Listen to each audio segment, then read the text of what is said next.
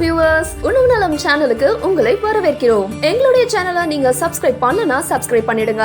அது மட்டும் இல்லாம பக்கத்துல இருக்க பெல் சிம்பலையும் கிளிக் பண்ணிடுங்க. வீட்டிலேயே வளர்க்கக்கூடிய முக்கியமான மூலிகை செடிகள். வணக்கம் வியூவர்ஸ். மூலிகை செடிகள் கிடைக்கிறதே இந்த காலத்துல கஷ்டம் அப்படின்னு நினைக்கிறீங்களா? அந்த எண்ணத்தை மாத்திக்கோங்க. மூலிகை செடிகள் வீட்லயே வளர்க்க முடியும். சில செடிகள் மூலிகை செடி அப்படின்னே தெரியாம கூட நம்ம வீட்டுல நம்ம வளர்த்துட்டு இருப்போம். அப்படி வீட்லயே வளர்க்கக்கூடிய சில முக்கியமான மூலிகை செடிகள் என்னென்ன அப்படிங்கறத பத்தி தான் நாம இப்ப பார்க்க போறோம். வாங்க நிகழ்ச்சிக்குள்ள போலாம். நம்பர் 1, கேலண்டியூலா. இது ஒரு மேரிகோல்ட் செடிங்க. இத நம்ம வீட்ல ஒரு பாட்ல வச்சே வளர்க்க முடியும். காஸ்மெட்டிக்ஸ்ல, டைப்பர்ஸ்ல, கிரீம்ஸ்ல எல்லாம் இந்த செடியை தான் யூஸ் பண்றாங்க. இந்த செடி ஒரு சிறந்த ஆன்டி ஃபங்கல், ஆன்டிசெப்டிக் மருந்தா பயன்படுது. அது மட்டும் இல்லாம இந்த செடியோட பூ பார்க்கறதுக்கு ரொம்பவே அழகா இருக்கும். நம்பர் 2, சிலாண்ட்ரோ, அதாவது கொத்தமல்லி செடி.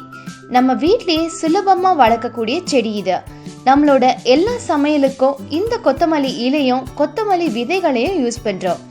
இந்த கொத்தமல்லி ஒரு சிறந்த செரிமான சக்தி கொண்டதுன்னு சொல்றாங்க. அதோட இந்த செடி உடம்புல உள்ள நச்சுத்தன்மையை நீக்க ரொம்பவே உதவுது. நம்பர் 3, பெப்பர்மெண்ட், புதினா இலை. நம்ம வீட்லயே ஈஸியா வளர்க்கலாம். டைஜஷனுக்கு ரொம்ப சிறந்த மருந்து இது. டீலையும் புதினா யூஸ் பண்ணலாம்.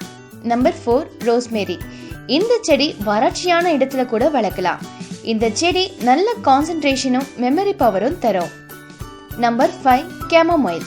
இந்த செடியில வர அழகான பூக்களுக்காகவே நிறைய பேர் வீட்ல வளர்க்குறாங்க. நர்வஸ் ஸ்ட்ரெஸ்ஸுக்கு, இன்ஃபெக்ஷன், ஸ்டொமக் டிசார்டர் எல்லாத்துக்கும் இந்த கேமமைல் டீ சாப்பிட்டா நல்லதுன்னு சொல்றாங்க. என்ன வியூவர்ஸ், இந்த விஷயங்கள் எல்லாம் உங்களுக்கு உபயோகமானதா இருந்திருக்கும்னு நம்புறோம்.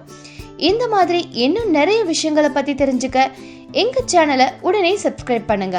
நீங்க அதிகமா அக்கறை கொண்டவங்க கூட இந்த வீடியோவை ஷேர் பண்ணுங்க. நன்றி.